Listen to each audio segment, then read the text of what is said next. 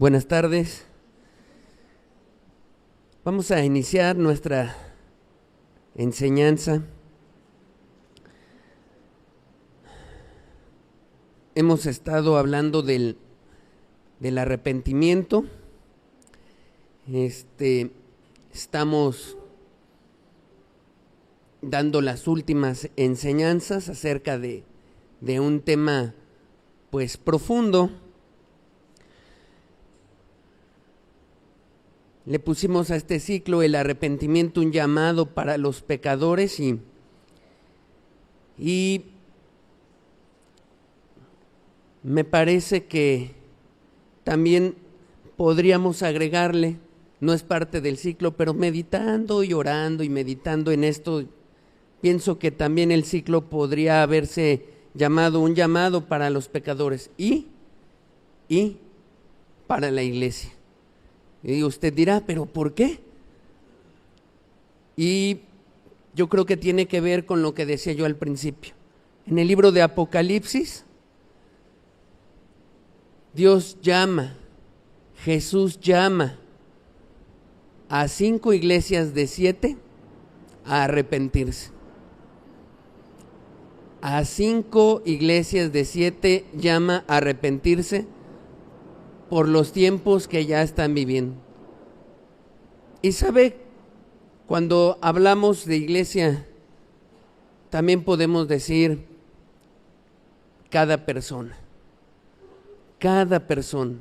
Las 7 iglesias que aparecen en Apocalipsis también representan la vida de cada persona.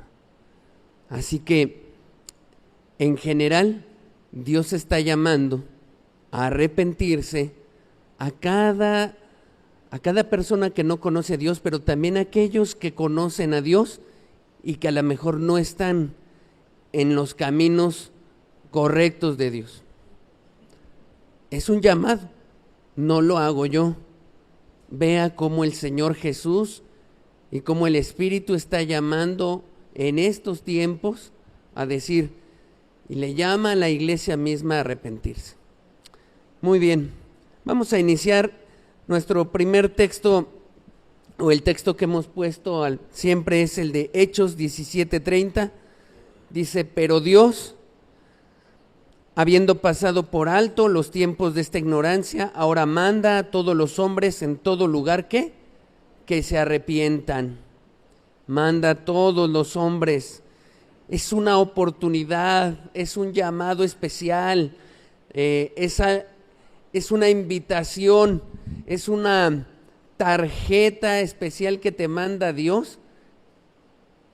Y se la está mandando ahí bien clara, la invitación es a todos los hombres, en todo lugar, México, Ciudad de México, Acapulco, todas, y de otros países, los que están en guerra y los que no, los que están en hambre y los que no, en todo lugar, manda una cosa, que se arrepientan. Es una invitación muy especial de Dios, porque no quiere la muerte del impío, sino que todos procedan al arrepentimiento para que tengan vida eterna. Y en ese ciclo iniciamos hace 8 días un punto especial, porque hablamos de ¿y cómo uno se arrepiente, no? ¿Y cómo me arrepiento?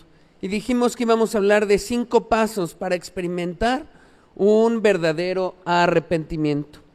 Siguiente. Ahí está. Entonces hoy vamos a seguir viendo y cómo me arrepiento y los 5 pasos para ver y cómo me arrepiento. Recordemos, el número 1 era cambie su mentalidad. Que demos un giro en nuestra manera de pensar, que dejemos de pensar en nosotros mismos. Y eso es voluntario, ahí cada persona va haciendo eso. Y además en ese cambio de mentalidad, decíamos, el arrepentimiento requiere pensar, analizar, evaluar cuánto daño hemos hecho a Dios y a nuestro prójimo. Valorar las consecuencias, ¿no?, que hemos hecho en eso. Ahora, si lo aplicamos, como decía al principio, y si lo aplicamos a la iglesia, ¿qué significaría ese cambio de mentalidad? Muchas veces, ¿no? La iglesia se acostumbra y dice, bueno, yo ya estoy bien con Dios, ya fui perdonado, perdonada, y empieza uno a vivir una vida, pues, monótona. Yo oro, yo leo, y aparentemente no hago ningún pecado y llevo una vida tranquila. Aquí, ¿qué implica? Empezar a pensar y a meditar si como iglesia uno está haciendo lo que Dios quiere. Creo que iniciamos esto con una buena pregunta, ¿no? Que viene en un libro que recomendamos. En sus pasos, ¿qué haría Jesús? Cada decisión que estamos haciendo, podríamos decir, ¿esto haría Jesús en mi lugar? Cuando voy a hacer algo, ¿esto es lo que Jesús haría en mi lugar? Ah, ese es el libro, exacto. Ese es el libro. Muy bien. Gracias, doña Lucy. Ok, entonces, ahí empieza el cambio de pensamiento. El segundo paso, siguiente lámina. El segundo paso era, sigue a Jesús. Y ahí muchos se atoran, ¿no? Porque piensan que un arrepentimiento es solo dejo de hacer lo malo. Limpio la casa, decíamos, limpiamos la casa y listo, y la barremos y dejamos, ya aparentemente ya saqué todos los pecados. Pero la pregunta es si ya me convertí a Jesús, ya tomé la decisión de entregarle mi voluntad, de entregarle mi razón, todos mis proyectos, mis ideas, ya lo hice, ya me convertí. Todas las cosas se las pregunto a Dios y le digo, ¿es tu voluntad, Dios? Que yo haga esto, que deje de hacer esto, que me cambie, que siga en este trabajo, que cambie de trabajo, que me case, que no me case. ¿Es tu voluntad, Dios, o no es tu voluntad? Bueno, a lo mejor hoy en día, como muchas congregaciones están ¿es tu voluntad que me divorcie o que no me divorcie? ¿Es tu voluntad, Dios? Porque muchas veces es mi voluntad, ¿no? Eso no es conversión. Y pudiera decir las personas, no, pues es que yo ya dejé mis pecados hace mucho, pero dejaron de estar poniendo a Dios como el primer lugar en sus vidas. ¿Qué requiere una persona así? Lo que requiere es una conversión otra vez a Dios, un volver a Dios con todo el corazón. Eso implica el arrepentimiento. En las iglesias de Apocalipsis, Dios llamó a una en específico a volverse a convertir, a la iglesia de Éfeso. Como que la iglesia de Éfeso había cumplido con el primer paso, estaba limpia, reprendían a todos, pero les dijo, pero tengo contra ti una cosa. ¿Cuál era? ¿Ya no me amas? Eso es sencillo, ya no soy para ti el primer lugar, ya no soy para ti lo más importante, ya no estás convertido a mí. Y lo que requiero es, iglesia de Éfeso le decía, que te conviertas otra vez a mí. Y no estoy hablando de dejar pecados escandalosos. Estoy hablando de que ya no estoy en tu corazón como la primera cosa. Y que lo hagas con amor por mí. Y seguramente ni a tu prójimo amas tampoco ya. Así que esos dos pasos eran muy importantes. Hoy, con el favor de Dios, veremos pues el tercer paso. Pero en Hechos, siguiente lámina, Hechos 3, 19, 20, poníamos esos dos pasos. Mire, arrepentíos, habla Pedro, y convertíos para que sean borrados vuestros pecados, para que venga de la presencia del Señor tiempos de refrigerio. Y Él envía a Jesucristo, que os fue antes anunciado. Muy bien, ahí dice muy claro a qué los estaba llamando Pedro, a todas esas personas. Arrepiéntanse y conviértanse. Muchos dejan o abandonan esto. Y además mucha iglesia también llega un momento en que se conforma con vivir una vida moralmente aceptable, ¿no? Ante los miembros, como que pues no se ve ningún pecado por afuera, todo aparentemente bien, pero la vida no refleja una conversión genuina a Dios, una entrega donde Dios es el que reina, donde Dios es el que manda. Si no hay eso, nunca, o bien no ha experimentado nunca un arrepentimiento profundo, o bien se ha enfriado, ¿no? Y necesita arrepentirse otra vez, y por eso el llamado de Cristo a las iglesias.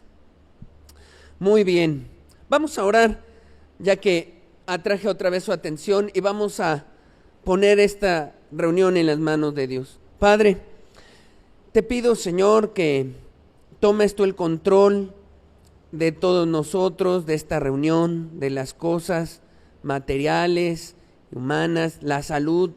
Te pido por don David para que tú lo tomes, Señor, y esté tranquilo, sea atendido, y que cada uno de nosotros pueda descansar en ti, Señor, para poder concentrarnos en tu palabra. Ayuda también a que cada persona aquí esté cómoda, tranquila, para que puedas sentir, Señor, puedas tú hablarle, Señor, en lo más profundo de su corazón. Toma el control tú, Señor, en el nombre de Jesús. Amén. Muy bien. Siguiente, ahora sí. Muy bien. Juan capítulo 16, verso 8. Vamos a estudiar entonces cuál es el tercer paso para experimentar un verdadero arrepentimiento. Juan 16, 8 dice: y cuando Él venga, hablando del Espíritu Santo, y cuando Él venga, convencerá al mundo de pecado, de justicia y de juicio. Mire, dice ahí, cuando Él venga, el Espíritu Santo está aquí. Ya vino. Fue la promesa de Dios. Cuando Jesús subió al cielo, prometió que iba a venir el bendito Espíritu Santo. Y la misión, una de las misiones que tiene, de las grandes misiones que tiene, es convencer al mundo de pecado. Esa palabra convencer viene de un griego que es la palabra elenco. Significa refutar, amonestar, convencer, criticar, reprender, reprobar, pero ya unido con todo ese contexto pudiéramos decir que esa palabra significa acusar con convicción. Ahora te explico algo que a mí me hubiera gustado que me explicaran cuando empecé a conocer a Dios, porque yo pensaba que el Espíritu Santo era algo que se sentía, y que tenía uno que sentir como un calorcito especial, y que si no sentía ese calorcito es que ese día no me había bendecido Dios, porque yo decía, no, hoy no me bendijo Dios, y me sentía hasta culpable. Decía yo, híjole, me siento raro, hoy no sentí la presencia de Dios. Pero ¿por qué no la sentiste? No sentí eso especial en mi cuerpo. Pero déjeme decirle algo, el Espíritu Santo trabaja con nuestros pensamientos, y una de su labor importante es, viene a nuestros pensamientos a mostrarnos con argumentos y con muchas cosas lo mal que estamos. Nadie hace eso, solo Él. Yo desde aquí puedo hablarle y decirle, usted no está haciendo bien, esto es pecado, esto está mal, arrepiéntase de esto y de esto y de esto. Puedo decirle todo eso y no me va a hacer caso. Solo el Espíritu Santo tiene esa función y ese poder, y a eso vino Él. Viene a darte argumentos, a poner, a recordarte cosas, a poner en tu mente pensamientos de bien. Se te antoja y dices, ay, a mí me gustaría ser así cristiano como dicen y no tener una vida esclavizada al pecado. ¿Quién pone ese pensamiento y ese antojo en tu alma? Lo pone Él. Y de repente te recuerda escenas de tu vida donde tú actuaste mal, le gritaste a una persona, le levantaste la mano, quizá la golpeaste, actuaste en ira, y te la empieza a recordar. Y de repente también el Espíritu Santo te empieza a recordar textos de la Escritura y te dice, mira, esto está mal. Y te pone temor en tu vida. Y pone cosas que te dan miedo y dices, no, ya mejor no lo hago porque esto me va a producir algo malo y voy a terminar en el infierno. Y el Espíritu Santo te habla. Y si en un momento dado, mire, yo como ser humano, lo más que puedo hacer es, pongo el texto, oro mucho y hago en grande, amplifico la palabra que digo, quiero que esto se quede grabado en la persona. Hasta ahí llego yo. ¿Sabe qué hace el Espíritu Santo? Toma esa palabra en grande y la pone en nuestro corazón para decirle, te quiero convencer de que estás mal y que necesitas mi ayuda. Eso lo hace Él. Bendito Espíritu Santo. Sin Él, nadie se podría arrepentir de verdad. Hay una parte que nos toca, ya le dije, ¿no? Nos toca empezar a pensar de manera diferente, nos toca convertirnos, tomar la decisión de entregarle nuestra vida a Dios, de que Él reine ahora, pero no sería posible si el Espíritu Santo no viene y nos habla y pone esa convicción en nosotros. No sería posible. El arrepentimiento no es totalmente humano, es divino, pero tampoco solo es divino. Grave eso. El arrepentimiento no es solo de Dios. Entonces yo voy a esperar sentado y esperar que Dios me hable y se acabó, ¿no? Por eso le expliqué el primer paso y el segundo, lo que le toca a usted, tomar una decisión. Es más, forzar sus pensamientos. En lugar de ya pensar en las cosas malas que hacíamos, empieza uno a pensar en lo que le agrada a Dios. Y entonces, si usted tiene la actitud correcta, el Espíritu Santo, Dios, viene a hablarle a usted y a darle convicción y a mostrarle que usted está mal y a mostrarle cuánto ha errado en esta vida, el mucho daño que ha hecho. Eso pasó en mi vida, ¿sabe? Eso pasó en mi vida. Déjeme decirlo de otra manera, ese texto dice, cuando venga el Espíritu Santo, acusará a las personas con tal certeza que no le quede mayor duda de que en su vida hay pecado. Ese es el bendito Espíritu Santo y lo necesitamos. Cuando Él viene a nuestras vidas, una función que tiene es acusarnos y no dejarnos hasta que podamos reconocer que somos pecadores y que hemos defraudado a Dios y que hemos dañado a Dios. Y de repente el ser humano empieza a levantar argumentos y a decir, no, pero es que todos pecamos y hay una naturaleza pecaminosa y nunca vamos a... Y entonces el Espíritu Santo empieza a hablarte y a decirte y a derrumbar argumentos como ese y a decirte, no, estás mal, por eso vives así, y te muestra tu vida miserable en el pecado y te empieza a hacer que ya no te sientas a gusto. No sé si le ha pasado, a mí me pasó. Yo quería ir a una fiesta y ya no podía. Había algo por dentro que decía yo, es que ya no disfruto nada, no disfruto. Mis amigos me invitaban y me decían, oye, vamos a tal lado, y yo, gracias, no. Ya había algo dentro de mí que no me hacía disfrutar del pecado como antes lo disfrutaba. ¿Quién es el que produce todo eso? El Espíritu Santo. Es Él. ¿Y por qué lo hace? Porque el Espíritu está y su función insiste en una cosa, en convencerte de que estás mal, en acusarte de pecado. ¿Por qué lo hace?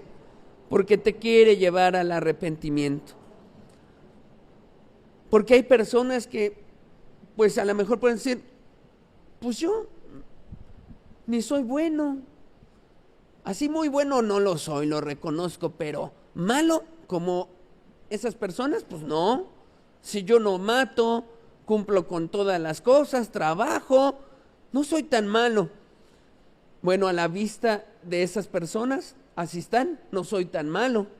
Una que otra cosita dicen por ahí, pero malo no soy. Si no fuera por el Espíritu Santo que viene a las vidas, pues esa persona nunca entendería el daño que le ha hecho a su prójimo. Nunca. Si no viene y le acusa y le dice con tanta insistencia, tú estás mal, de nada serviría. El Espíritu Santo es entonces quien nos hace sentirnos mal, el que redarguye nuestro corazón, el que nos convence de que no hay nada bueno en nosotros, el que nos convence que tenemos un corazón de piedra y no de carne, el que nos convence de pecado. No soy yo. Yo le digo con toda honestidad, lo más que puedo hacer es agrandar letras y poner letras pequeñas. Como seres humanos no podemos hacer mucho. Si hay algo, si hay un texto que a usted hoy le brille o le ha brillado en estos días pasados y usted de repente dice, yo no había entendido eso, no le dé a nadie la gloria, sino solo al bendito Espíritu Santo, porque Él le habló. Si de repente hay un texto y dice, hoy eso es para mí, le digo algo, le habló el Espíritu Santo a usted y le dijo con claridad algo que tiene que tener dentro en su corazón. Y no se requieren calorcitos especiales o que movimientos especiales o que temblemos, no. Vea la bendita obra de Él. Vea cómo habla, a veces en quietud y en reposo, a veces en una alabanza, en un texto, o a veces solos en nuestra casa meditando, o a veces de una manera fuerte porque no entendemos. A veces Dios deja que ocurran cosas como lo del huracán para que entonces meditemos y digamos, quiero buscar a Dios. Ayer un hermano que me mandó un audio porque estaba en Acapulco, me describía un escenario muy horrible, difícil, pero decía, pero ¿sabes qué capté? Que la iglesia de allá tenía algunos congregantes que no querían buscar a Dios y ahora ya lo quieren buscar. ¿Quién hace eso? El Espíritu Santo. Él es, y le voy a decir algo muy importante, está aquí, nos está viendo, se pasea entre las filas y habla a tu corazón a través de los textos y te dice, te quiero llevar a arrepentirte para salvarte y darte vida eterna. Él es el Espíritu Santo. Vamos a ver un ejemplo. Siguiente. Mire, John Newton. Muchos han oído hablar de él, otros quizá no. Déjeme leerle rápido de su biografía. Algunos puntos porque es larga. Él nació en agosto de 1725 en Londres. Murió el 21 de diciembre de 1807. Fue hijo de también un hombre llamado John y su madre se llamó Elizabeth. Solo que Elizabeth, su mamá, murió de tuberculosis en julio de 1732, aproximadamente 2 semanas antes de el 7º cumpleaños de John Newton. Quiere decir que John Newton se quedó huérfano como a los 7 años. no es fácil. Tal vez alguien de los presentes ha sufrido una pérdida así, se ha quedado huérfano, en este caso de madre. Y entonces imagínense la vida de John. No es fácil vivir sin su mamá. Su mamá, según lo que se relata, es que creía en Dios y oraba por su hijo John. Y oraba y lo llevaba a Cristo. Qué tremendo que solo le duró hasta los 7 años. Y ahí, imagínese a John sin muchas posibilidades y sin entender o tener a Cristo en su corazón. ¿Qué cree que pasó? Yo pienso que se empezó a amargar, a resentir y a decir, ¿por qué mi madre no está? ¿Por qué ella no está? ¿Qué más? A los 11 años se hizo a la mar por primera vez con su padre, es que su padre era marinero, y realizó 6 viajes antes de que su padre se retirara, como a los 17 años. Newton firmó con un barco mercantil que navegaba hacia el mar Mediterráneo.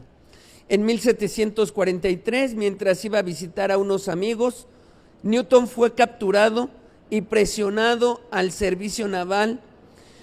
En un momento, Newton intentó escapar, desertar, y no lo logró, y fue castigado frente a 350 tripulantes.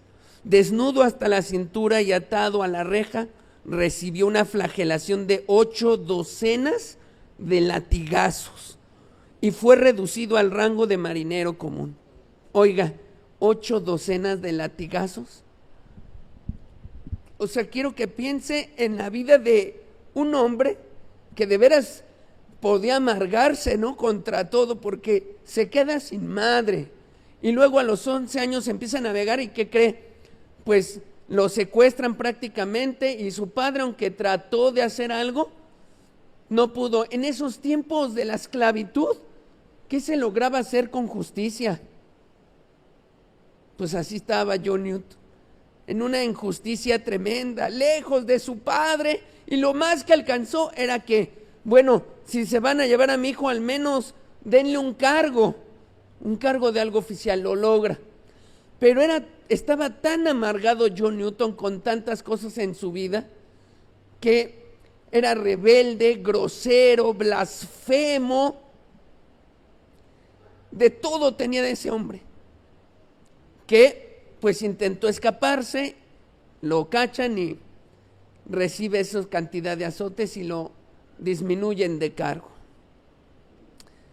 Dice que se intentó suicidar, dice su biografía, pero antes de suicidarse quería matar al capitán por los azotes, y luego se iba a suicidar aventándose al mar, tratando de escapar.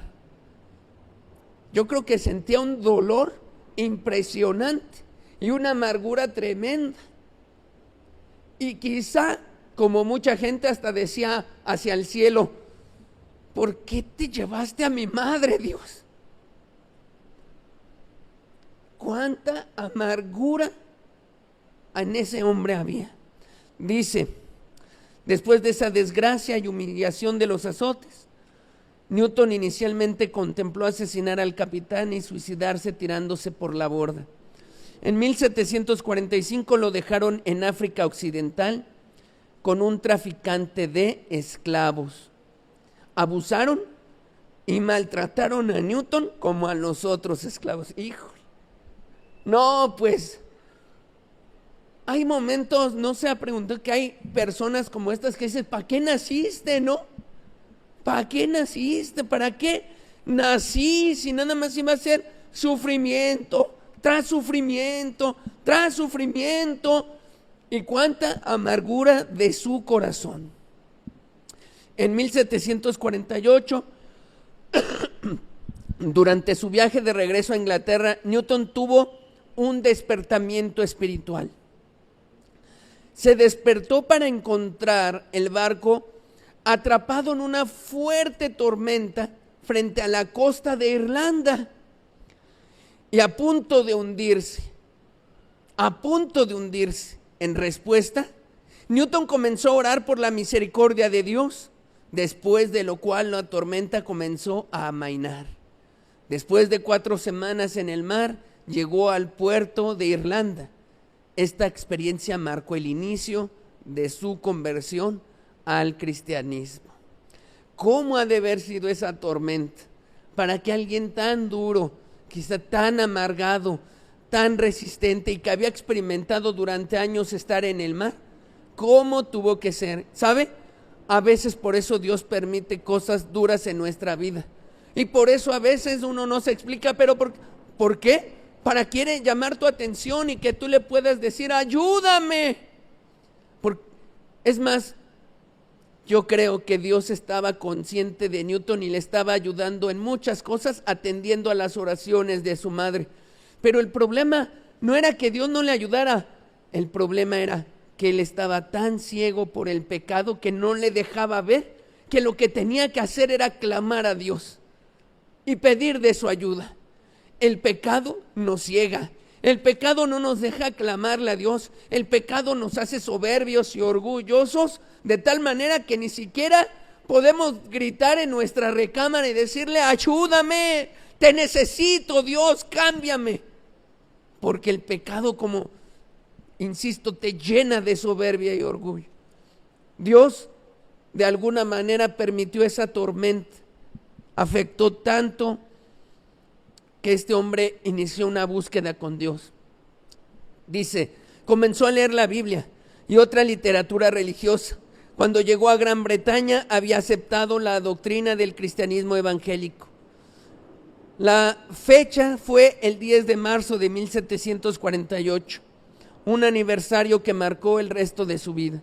A partir de este momento evitó las blasfemias, los juegos de azar, la bebida. Más tarde dijo que su verdadera conversión no se produjo sino hasta algún tiempo después. Pero él ya estaba tomando y haciendo una manera diferente de pensar. Vean lo que dice John Newton. Mi verdadera conversión no ocurrió ahí, pero ahí cambió mi manera de pensar. Ahí ocurrió un metanoeo. Ahí cambié y dije, ya no blasfemias, ya no juegos, ya no la bebida.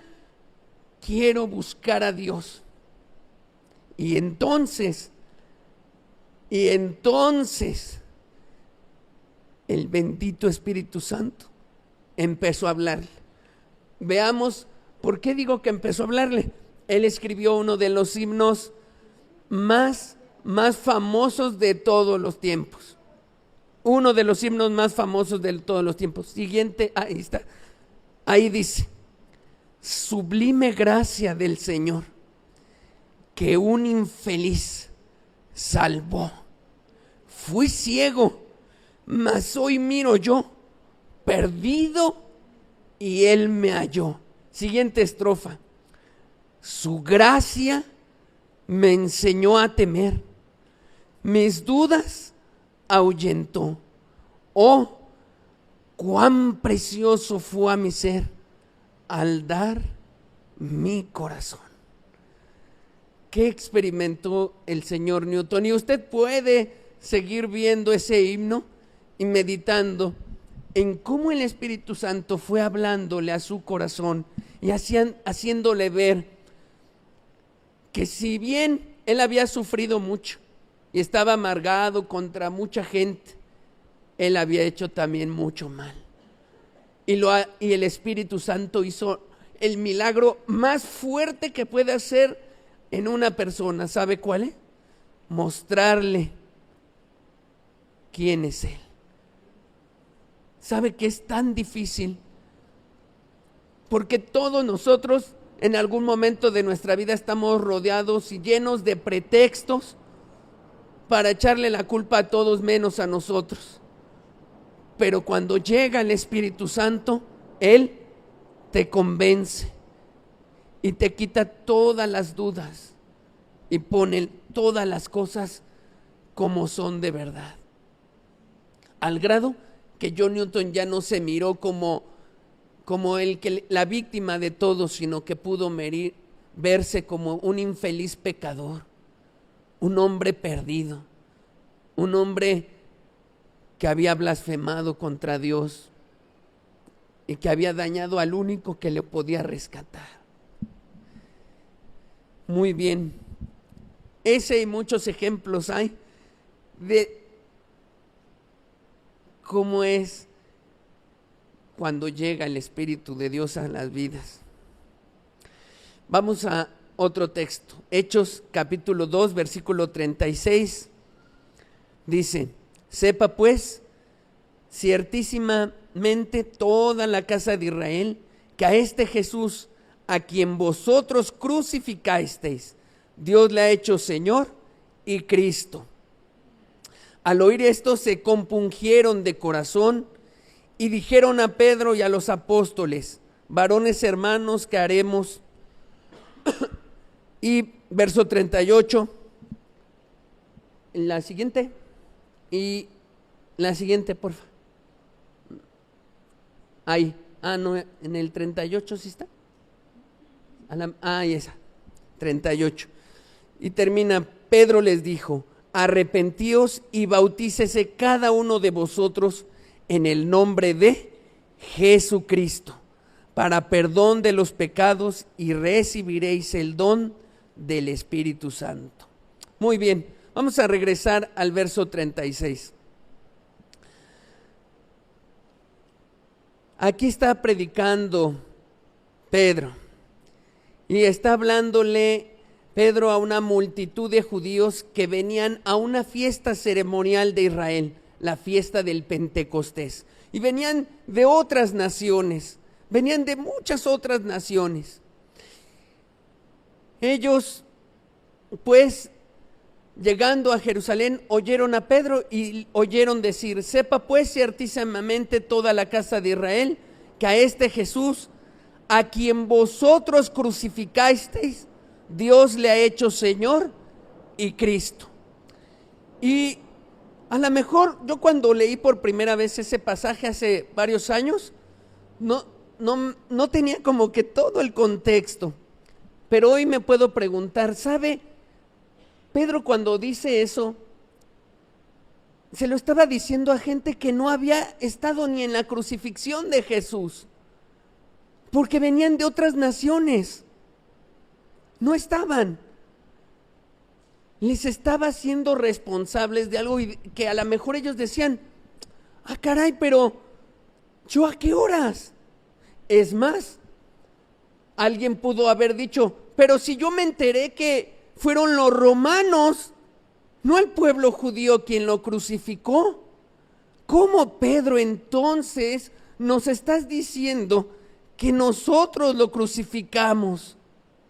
Que nosotros lo crucificamos. ¿Cómo nos dices eso? Bueno,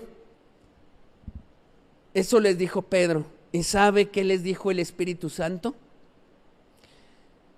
Que ahí estaba, en ese diálogo, les dijo: sí, ustedes lo crucificaron. Tú eres el culpable de que Cristo esté clavado. Y lo mismo te lo digo yo a ti. Si Cristo fue clavado, fue por tu culpa. Eso dice ese texto. Por tu culpa lo clavaron. No, es que fueron los romanos. No.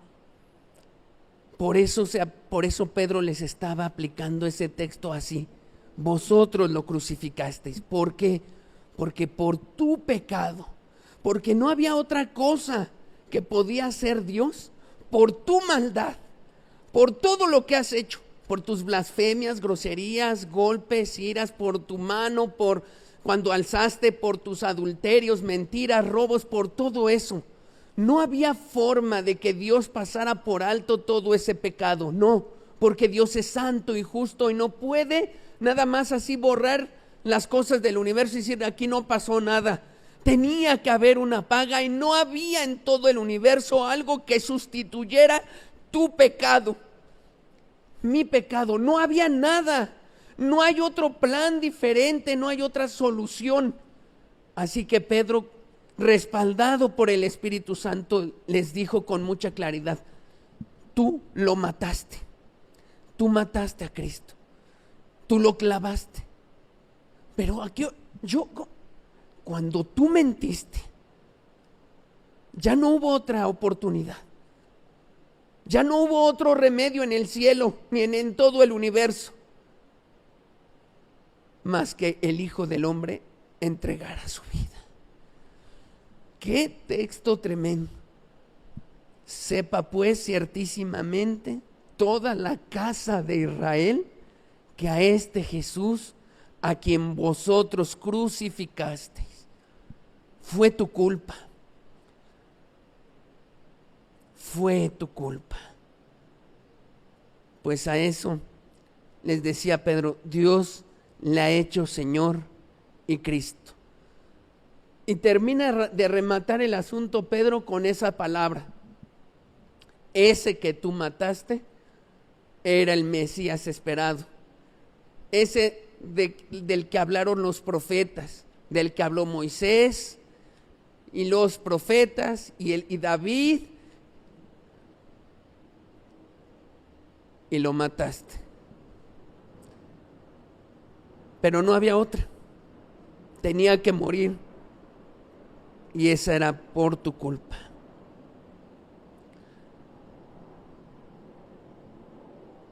Que quede claro.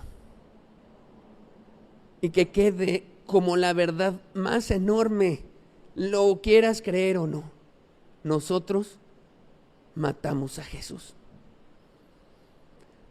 Lo aceptes o no, matamos a Cristo y lo clavamos. Es la verdad más tremenda del universo. Y lo hicimos por nuestros pecados. Ahora sí, verso 37. Al oír esto, dice, se compungieron de corazón. Y dijeron a Pedro y a los otros apóstoles, varones hermanos, ¿qué haremos? ¿Qué haremos? ¿Qué vamos a hacer? O sea, no sabía qué es esto que me está diciendo y esto que el Espíritu Santo les estaba revelando. Matamos al Mesías. Se compungieron de corazón.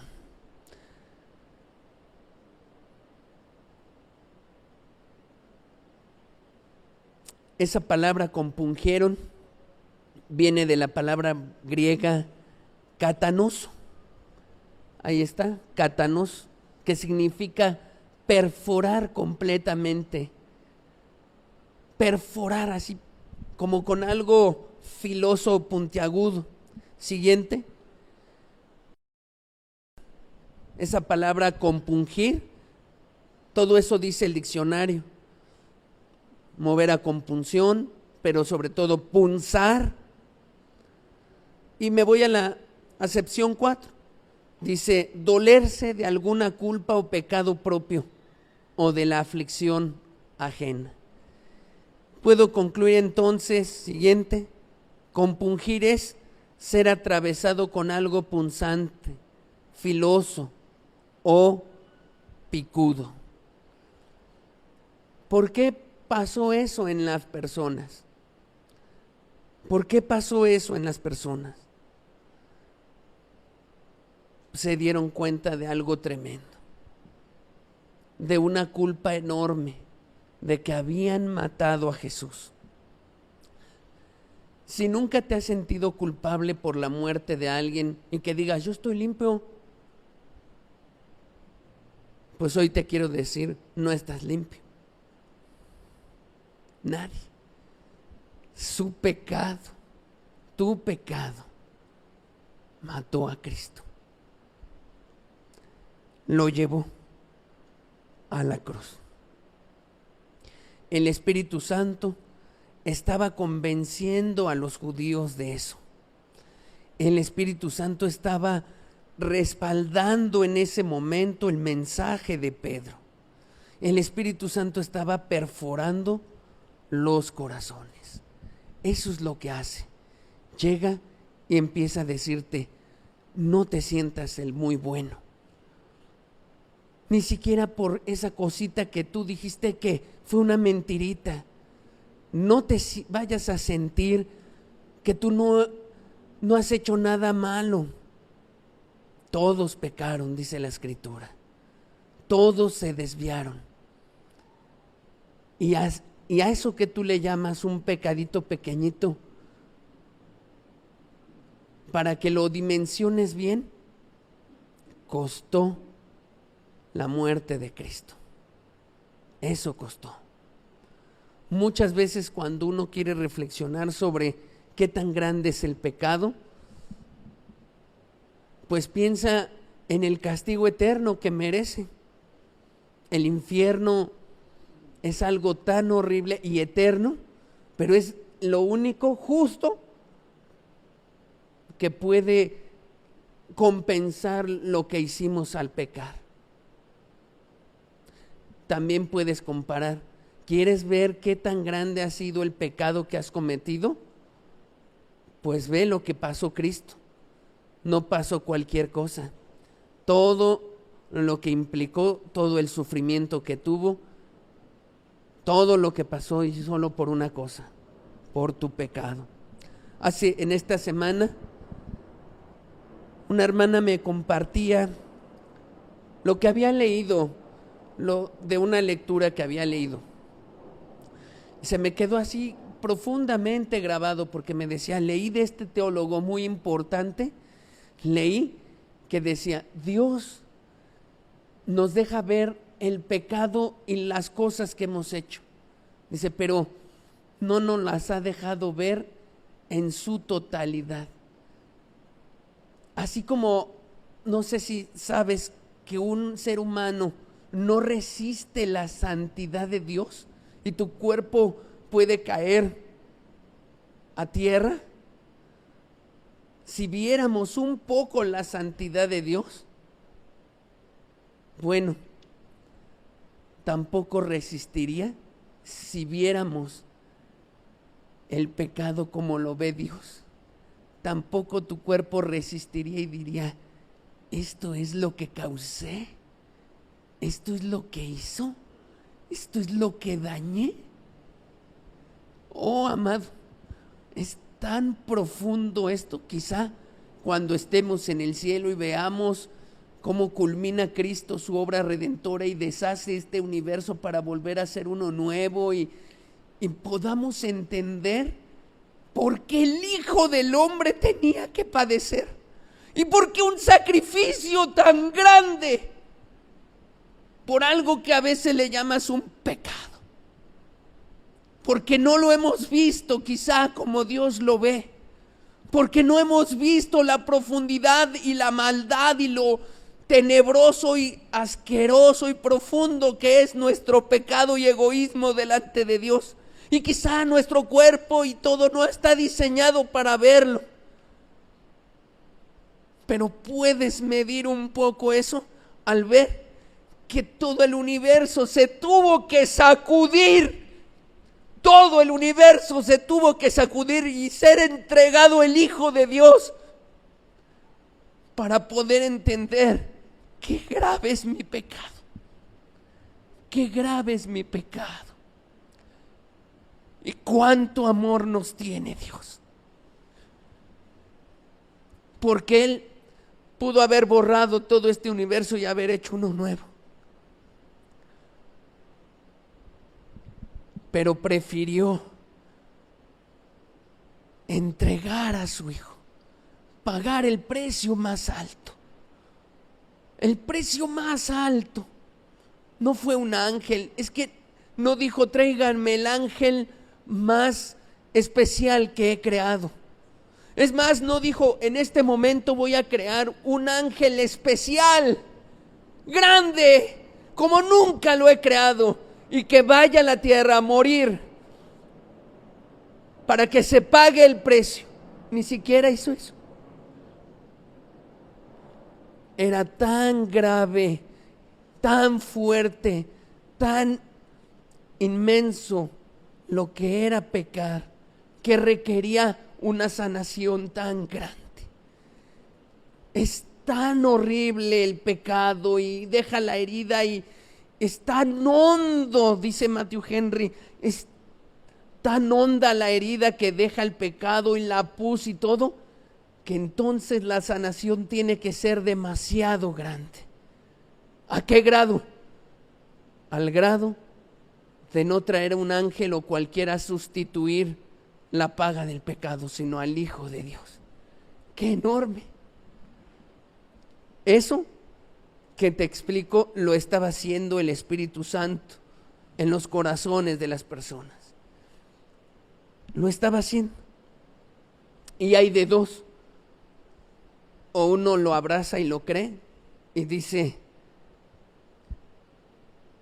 caray, no lo había pensado así. Realmente estoy mal y necesito volverme a Dios. O bien lo acepta uno en su corazón, o bien decide uno no creerlo. Y dice uno, bonita historia, bonito cuento. Y ya, ahí entra la decisión del ser humano. O crees o no crees. ¿Qué haremos? Dijeron, para remediar lo que hicimos a Jesús. Ahí se ve la humildad de ellos, ¿sabes? Ahí se ve la humildad. Esa humildad que leímos en Pablo cuando también es compungido por el Espíritu Santo, atravesado cuando fue derribado del caballo. ¿Qué palabras dijo? Señor, ¿qué quieres que yo haga? Señor, ¿qué quieres que yo haga? Ahí se ve la humildad y se ve el temor de Dios en esas palabras. Varones hermanos, ¿qué haremos? ¿Se puede hacer algo todavía? ¿Se puede corregir esto? ¿Se puede hacer algo al entender tal situación? Al vernos culpables de este sacrificio, ¿se puede hacer algo? Sí se puede hacer algo. Siguiente, Pedro les dijo, arrepentíos. Eso se puede hacer. Y bautícese cada uno de vosotros en el nombre de Jesucristo para perdón de los pecados y recibiréis el don del Espíritu Santo. Un verdadero arrepentimiento, ¿sabes?, trae una profunda convicción de pecado. Es entender a fondo cómo el hombre se ha desviado de los caminos de Dios. Y es entender a fondo cuánto daño le has hecho a Dios y a tu prójimo con tus pecados. Y ya, si a ti te cuesta trabajo entender el daño que le has hecho a Dios, pues date cuenta a través de su Hijo y de lo que implicó. Es cosa de pensarlo, es cosa de analizar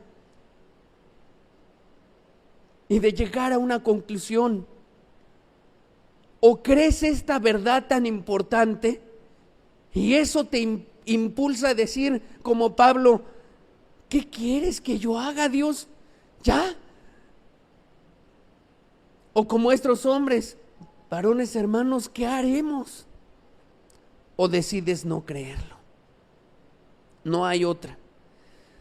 Siguiente, por favor. Este paso 3 entonces es lo siguiente. Tienes que aceptar la convicción de pecado que trae el Espíritu Santo a tu vida. Fíjate bien. Y aquí es la parte profunda o delicada.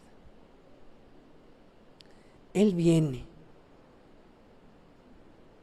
a hablarte, viene a traer palabras a tu vida, viene a convencerte, viene a decirte que estás mal. Es más, seguramente ya te dijo qué cosas tienes que dejar. Ya te ha estado hablando. Y no solamente en esta predicación, porque Él te persigue hasta tu casa y en tu trabajo. Y a veces hasta te estás bañando y te está hablando. y hasta te está diciendo, ten cuidado, hoy puedes morir. Ten cuidado y pone temor en tu vida para producir en ti el tomar una decisión. Ese es el Espíritu Santo, no soy yo. Y Él te ha estado hablando. Tú tienes una responsabilidad y ese es el tercer paso.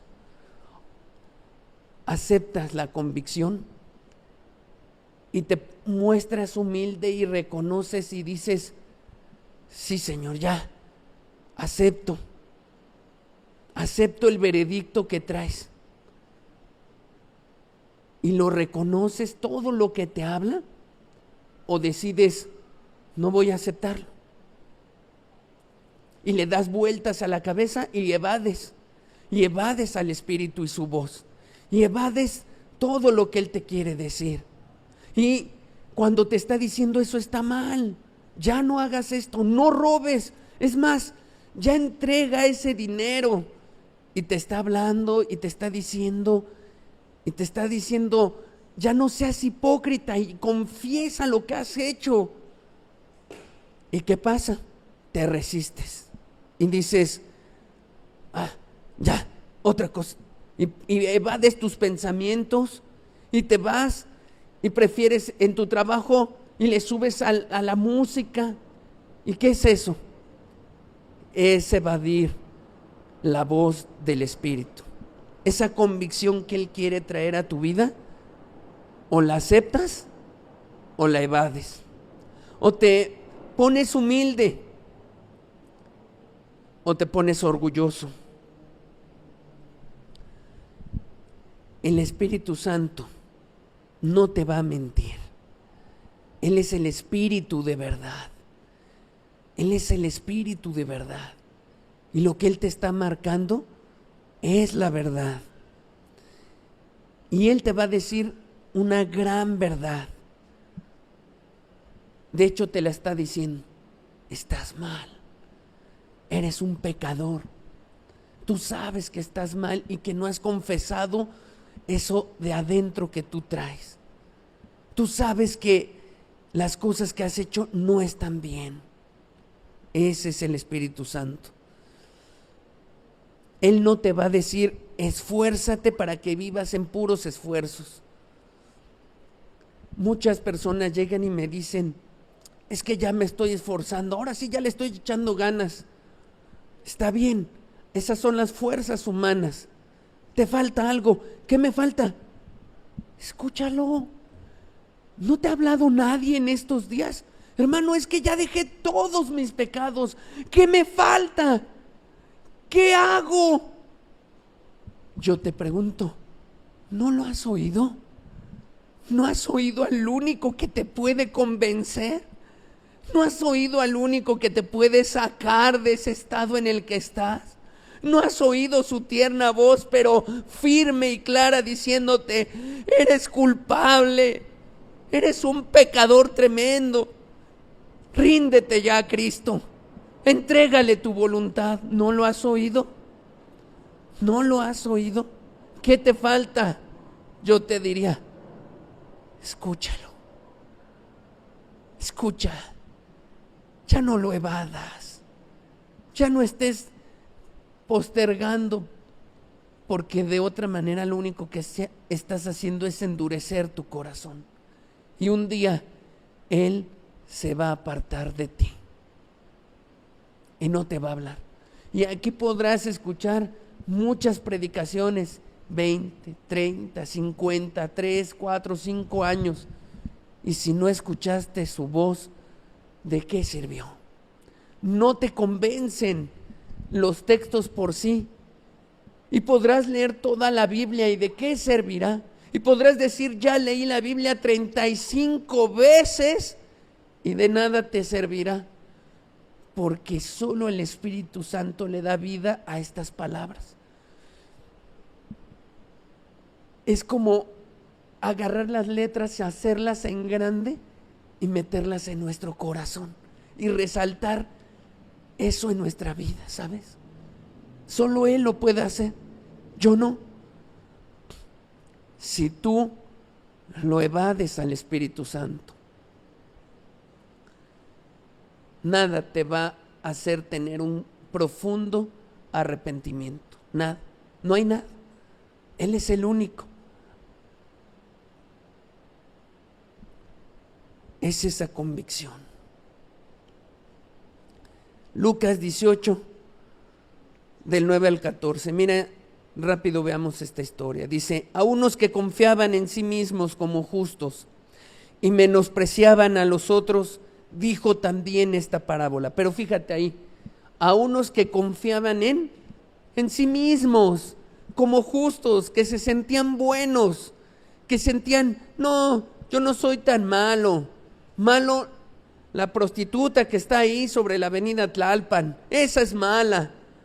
Pero a esos les va a referir esa parábola Jesús. Y menospreciaban a los otros, dijo también esta parábola.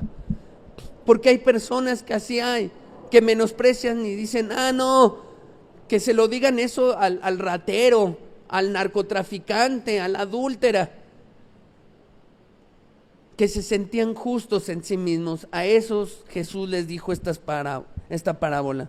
Dice: dos hombres subieron al templo a orar. Uno era fariseo y el otro publicano.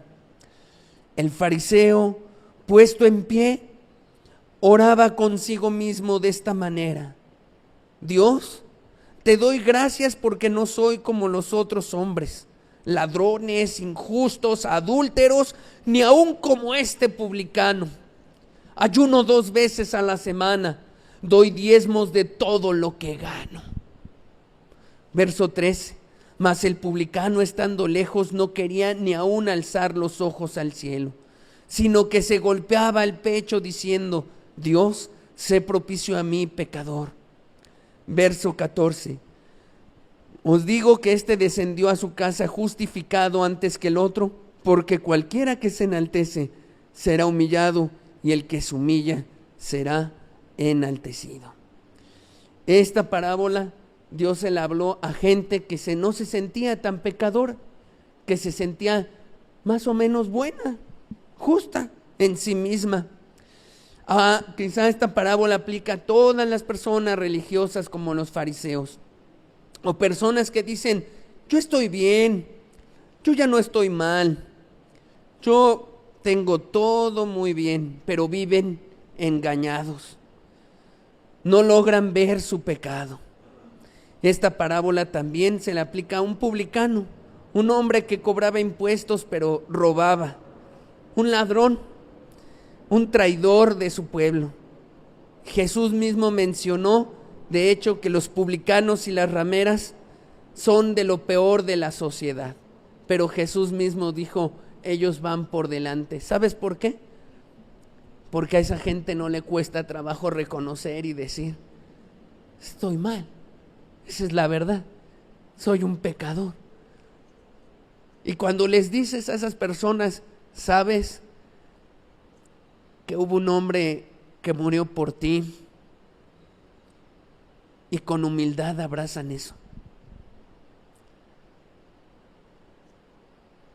No necesitan muchas pláticas, porque entienden una cosa: soy un pecador, soy más sucio que lo sucio. Bueno, por eso Jesús dijo: ellos van delante, van ahí al frente, porque saben y entienden realmente cómo los ve Dios. ¿Cuál es el problema, amado? Que no podamos entender que Dios nos ve a todos igual como pecadores, sucios, indignos, y que tuvo que haber una paga muy fuerte por todo eso. ¿Qué más? Retomo el verso 11. El fariseo, puesto en pie, oraba consigo mismo de esta manera: Dios, te doy gracias porque no soy como los otros hombres, ladrones, injustos, adúlteros, ni aun como este publicano. Ayuno 2 veces a la semana, doy diezmos de todo lo que gano. Yo te pregunto, ¿parece una oración? ¿Qué oración es esa? ¿Qué oración es esa de decir, Dios, te doy gracias porque no soy como ese, ni como el de la esquina, ni como el ratero de allá, ni como el narcotraficante de allá? Más bien parece una soberbia tremenda, un orgullo, una declaración de, este soy yo. Ayuno 2 veces a la semana y 2 diezmos de todo lo que gano. Pareciera más bien casi como, Dios, pues creo que no te necesito. Es más, en su oración ni siquiera le pidió algo, ni siquiera le dijo, y Señor, sígueme ayudando para seguir así. Ni siquiera le dijo eso. Creo que dio a entender muy claro, y Dios, creo que no te necesito, soy tan justo, tan bueno, hago las cosas tan bien en mi casa y en mi trabajo, creo que no te necesito. Es más, todo este tiempo que ni me he acordado de ti, me ha salido bien mi vida. Ese es de quien estamos hablando en esta parábola. Solo se está halagando a sí mismo. Verso 13, mas el publicano, estando lejos, fíjate, aquí me llama la atención eso, estando lejos, porque la parábola dice que eran 2 que iban al templo a orar. El templo en los tiempos de Jesús no había un lugar donde tenías que ir pasando por un espacio grande, llegabas a una parte donde estaba el sacerdote para recibir ofrendas, otra parte donde impedían ya el paso a los gentiles y así, hasta llegar a un lugar donde ya no podías pasar. Entonces, yo me imagino que el fariseo llegó hasta adentro, hasta donde pudo entrar, y ahí estaba, diciéndole a Dios lo mucho que no le necesitaba. Pero dice que el publicano estaba de lejos. A lo mejor ni entró, a lo mejor ni tenía la vergüenza de tal manera que decía, yo ni entro, yo ya sé quién soy, ni siquiera soy digno de entrar ahí. Y sabes, se me figura como una persona que quizá hoy no entró, que se quedó afuera diciendo, yo estoy bien mal, yo estoy muy mal, yo para qué entro si la verdad mi vida es de lo peor. Como muchos quizá borrachos y gente que la sociedad tacha de malvados y que han de decir, no, pues es que ni ropa tengo para presentarme en ese lugar. Pues digo que Jesús los está mirando, pues Dios los está, pues este publicano estaba lejos y no quería ni aún alzar los ojos al cielo, porque se sentía mal con Dios. Dice, sino que se golpeaba el pecho. Golpearse el pecho es algo que los judíos hacen. Ellos hacen expresiones físicas seguidas, rasgan sus vestiduras, golpean el pecho, pero lo digo para que no sea como, entonces yo voy a golpearme el pecho y eso va a ayudarme a sentir que estoy mal. No. Dios no ve si nos golpeamos el pecho, nos rasgamos la ropa, ve nuestro corazón, ve si está afligido o no, ve si de verdad nos hemos dado cuenta de lo mal que hemos sido y lo necesitamos, ve si de verdad hay orgullo en nosotros o hay humildad para decir, Señor, ¿quién soy yo? Se golpeaba el pecho diciendo, sé propicio a mí, pecador. Siguiente. En otra versión, lo leo en otra versión, dice, en cambio, el cobrador de impuestos se quedó a la distancia y ni siquiera se atrevía a levantar la mirada al cielo mientras oraba, sino que golpeó su pecho en señal de dolor mientras decía, oh Dios, ten compasión de mí, porque soy un pecador. Mire, creo que ahí lo describe mejor esta versión. ¿Qué le rogaba a Dios? Ten compasión de mí. Ten compasión de mí. Soy un pecador. Amado,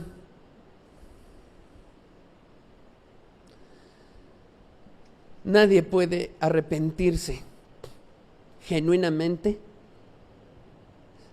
si el Espíritu Santo no te da eso, esa convicción. Pero para que Él te la dé, necesitas aceptar esa convicción, oírlo, hacer caso de lo que Él te dice. Si Él te está diciendo que estás mal y que eres de lo peor y que solo estás buscando tu propio interés y egoísmo y que tus planes no son sus planes, acéptalo. Si Él te lo dice, acéptalo. Porque si tú no aceptas eso, nunca va a caer en ti la convicción necesaria. Nunca te podrás arrepentir. Hay una parte que nos toca. Yo te decía al principio, el arrepentimiento no es totalmente humano, no depende totalmente de nosotros, pero tampoco es totalmente divino. Hay una parte que nos toca, tiene que ver con nuestra voluntad, y hay otra parte que el Espíritu Santo, Dios nos da. Dios nos da. ¿Quién es el que avergüenza al hombre delante de Dios? Solo el Espíritu Santo. ¿Quién le da dolor al hombre por la maldad que ha hecho? Solo el Espíritu Santo. ¿Quién le da claridad al hombre para decir, soy un pecador? Si ese publicano pidió compasión, solo se la pudo dar el Espíritu Santo. Siguiente verso. Os digo que éste descendió a su casa justificado antes que el otro. Esa palabra antes que el otro más bien se traduce en lugar del otro, porque cualquiera que se enaltece será humillado y el que se humilla será enaltecido. Ese hombre salió justificado, salvado, perdonado. Pero el que se enaltece será humillado. Dios lo va a humillar en el día del juicio, mandándole al lago de fuego eterno. Ahí, de todos modos, va a reconocer que es un pecador. Tarde o temprano, escúchalo bien. En esta vida o en la eternidad, la gente va a tener que reconocer una cosa. Soy un vil pecador delante de Dios. Y ya sea si lo hacemos en esta tierra porque el Espíritu Santo aceptamos su convicción y nos llevó a Cristo, o lo tengamos que declarar en la eternidad, en el lago de fuego, delante de muchos, soy un vil pecador que despreció la salvación. ¿Cuál va a ser tu decisión? Algunos dicen hoy en día, yo estoy bien. Bueno, yo no estoy bien, pero tampoco estoy tan mal. No soy el peor de los pecadores. Pues déjame decirte, somos lo peor. Somos los peores pecadores. Pablo lo dijo. Pablo dijo, de los cuales yo soy el primero. Un hombre que era irreprensible en la ley, un hombre que decía, yo tengo más cosas de qué gloriarme que la de todos ustedes juntos, decía Pablo. Pablo era pues un hombre erudito en la ley, irreprensible, dice la Escritura, en cuanto a la justicia que es en la ley, irreprensible. Quiere decir que no le encontrabas ni un pecado a Pablo en lo exterior. Pero ese hombre después escribió, después en otra epístola escribió, para salvar a los pecadores de los cuales yo soy el primero. Todos nosotros somos viles pecadores. Quiero terminar con una breve anécdota y un versículo. Y con eso terminamos. El Espíritu Santo no necesita de un lugar como este, ni un espacio, ni nada. Él es Dios. Yo hoy te quiero comentar cómo llegó a mí esa convicción y sin saber de la Biblia. Te he narrado en algunos momentos cómo un día estaba yo sentado en una fuente y me puse a pensar. No tenía prisa ni nada. No digo que las fuentes son mágicas ni nada de eso. Yo estaba ahí porque creo que era lo único que me hacía entretenerme con el agua. Pero estaba pensando en las cosas que estaba haciendo, en el pecado, y empecé a pensar, ¿sabes? Y a decir, ay, ayer le robé a mi mamá y me lo gasté en esto. Y de repente empecé a pensar en los días anteriores y cuando me di cuenta estaba ya pensando en mi vida, en lo que había hecho, en las decisiones, en todo eso. Y cuando me di cuenta, me pasó lo que al hijo pródigo, volví en sí. Dije, ¿qué estoy haciendo? ¿Qué estoy haciendo? Pareciera que no me había dado cuenta jamás de eso. Como si alguien me hubiera despertado.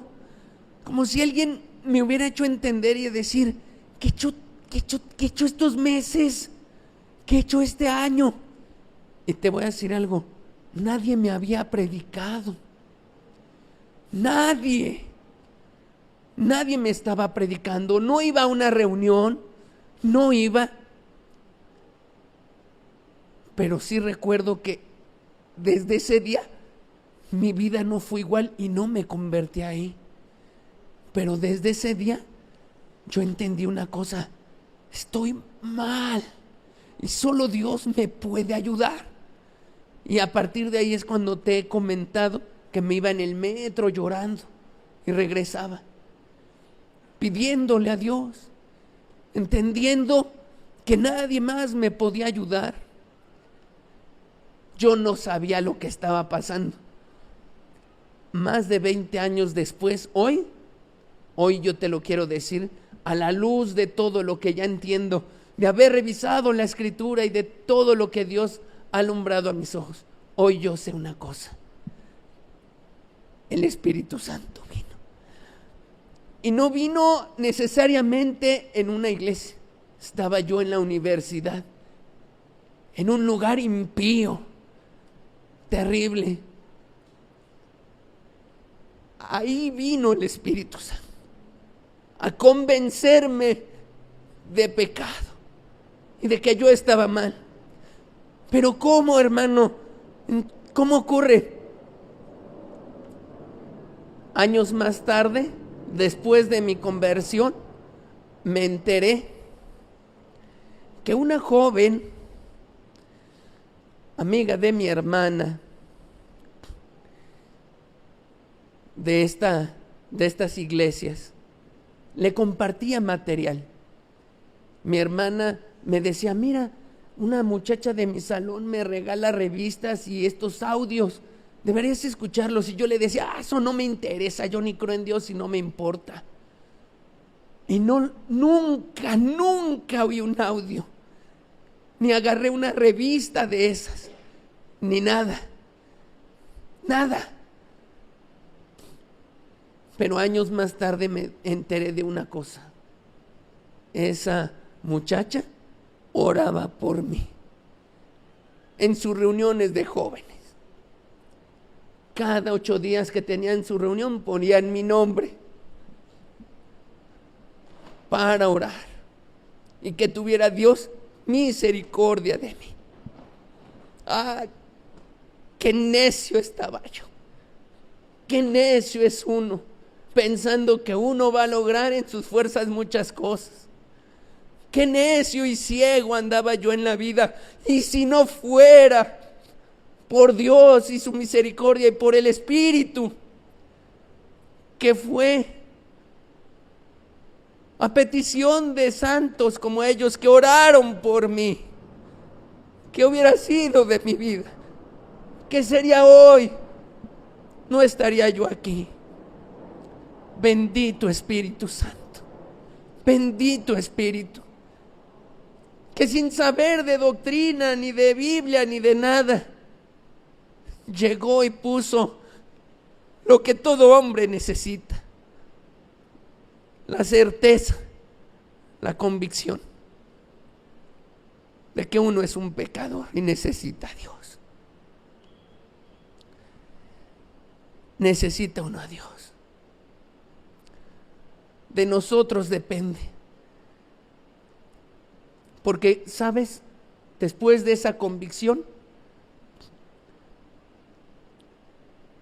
no pasó un día y el lazo del cazador se vino sobre mí. Rápidamente, unos muchachos me abordaron y me dijeron: oye, te vemos cabizbajo, te invitamos a una reunión de la Biblia. Fui a esa reunión. Ese lugar al que me llevaron era una secta. Me invitaban a tomar cerveza, me invitaban a muchas cosas, a tener novias, pero decían ser cristiano. Yo te quiero decir una cosa: Dios hace su parte, pero a ti te toca una. A mí me tocó, ¿sabes qué? Aceptar esa convicción y ser fiel a esa convicción. Yo decía dentro de mí: no, si de esto es de lo que me está sacando Dios, de todas estas cosas que yo practico y desde lo que quiero ir, y ellos ahora me invitan y dicen que es que yo no sé nada de la Biblia, y me dicen: es que tú no has leído la Biblia y por eso, pero tú puedes tomar tus cervecitas, ven, échate unas. Pero yo no quise resistir a lo que en mi corazón estaba. Tú decides. El Espíritu Santo viene, te habla y de ti depende si le haces caso a su voz o no le haces caso. Tercer paso: aceptar la convicción del Espíritu Santo. Termino con este texto, Salmo 51, versículo 11, el Salmo de David, el Salmo de David. Ahí lo dice claro, todo lo que hoy estudiamos, otra vez lo dice claro: no me eches de delante de ti. ¿Y qué? Y no quites de mí tu Santo Espíritu. Estudiamos ese salmo para que vieras el profundo arrepentimiento de David. Ve que lo que te he dicho hoy no está lejos de eso. Al contrario, David sabía que sin el Espíritu Santo no hay arrepentimiento, no hay verdadero arrepentimiento, que hay una parte divina y una parte humana. Y lo que más le preocupó a David es: no quites tu Santo Espíritu de mí, no lo quites, no te vayas, solo tú lo puedes alejar, tú lo puedes quitar si no le haces caso a lo que Él te está diciendo. Amén. Cerremos nuestros ojos. Quisiera yo que escucharas esto. Mira, es un canto cortito, no va a ser largo, pero es el momento para que tú le digas a Dios, a su Espíritu, lo que tú le quieras decir. Es pequeño, habla con Él, lo que tú quieras, lo que te salga del corazón. Yo ni siquiera estaba con la certeza de que era lo que me estaba pasando cuando Él vino a mi vida. cuando el Espíritu Santo llegó y me dio la convicción. Ni siquiera lo conocía y sabía de él. Ni siquiera tenía claridad ni certeza, nada tenía. Nada para poder hablar. Así que dije las palabras más sencillas que se me ocurrían decir. Señor, ayúdame. Señor, estoy mal. Señor, nadie ya me puede ayudar, ni el psicólogo, ni mi madre, ni el psiquiatra, ni la enfermera, ni el mejor amigo, ni mis amigos. Nadie me puede ayudar, ni la novia, ni nadie, Dios, nadie. Ni conozco religión o religiones que de veras me saquen de lo que me está pasando en el corazón, porque estoy mal. Traicioné a los más queridos, soy el más vil traidor. Le robé, ultrajé, caí en lo más bajo, inmoral. Solo tú, Dios, me puedes ayudar. Solo tú me puedes ayudar. Ayuda a este pecador.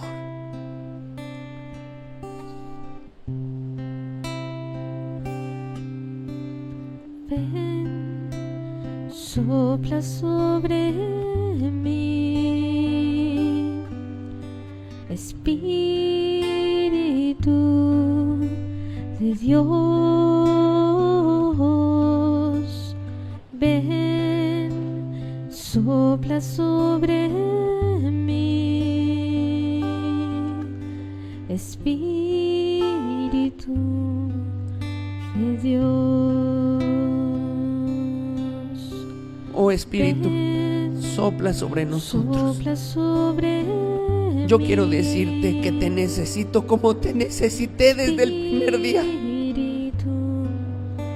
Que no, Señor, que no porque ya he caminado con Cristo estos años he dejado de necesitarte. Yo te quiero decir, Espíritu de Dios, que te necesito, que necesito de ti, que necesito que tú me sigas alumbrando, que necesito que tú me sigas guiando y llevando a la verdad. Y que si hay algo, Señor, que tenga que reconocer, me ayudes a ser humilde, Señor, para poder reconocer. Si te necesité hace años, hoy te necesito más. Ven, Espíritu de Dios, ven.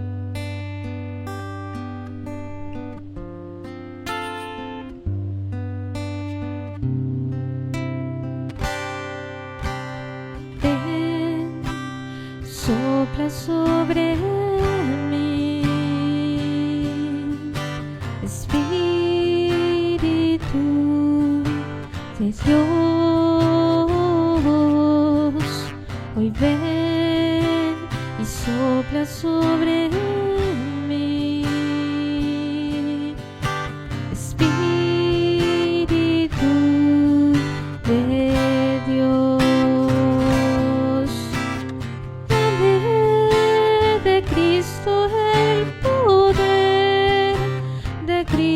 La virtud de Cristo, el amor, dame de Cristo el poder, de Cristo la virtud, de Cristo el amor. Espíritu de Dios, tú no estás limitado a estas paredes, ni a este servicio, ni a este tiempo. Yo ruego, Señor, por los muchos como yo, que los alcances en una fuente, que los alcances en su silla de trabajo, que los alcances ahí, Señor, como tú me alcanzaste y alcanzaste a muchos, que les des la convicción, que les des el quebranto. Alcanza hoy a todos los jóvenes aquí, adolescentes, niños, adultos. Alcanza al que está en el hospital, alcanza al que está herido, alcanza a don David, alcanza, Señor, desde el más grande hasta el más pequeño, al que está en otro país o lugar. Alcanza a los de Acapulco, Señor. Alcanza, Señor, a cada alma que hoy te necesita tanto, oh Dios. Alcánzalos. Alcánzalos de este grupo y movimiento, y a los que ni siquiera son de este grupo y movimiento, Señor, porque para ti no hay fronteras, no hay religiones ni espacios. Tú eres el Espíritu Santo. Te pido, Señor, que tengas misericordia como la tuviste de mí. Es más, ten mayor misericordia que de mí.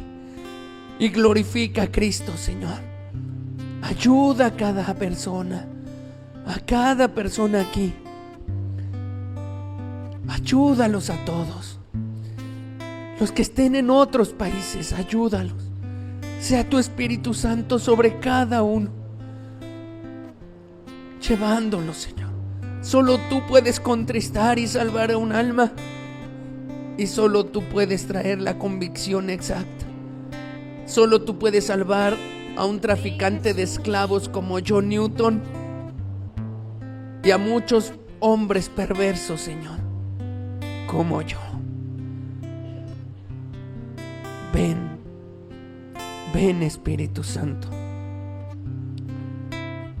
en el nombre de Jesús, Señor, en el nombre de Jesús. Amén.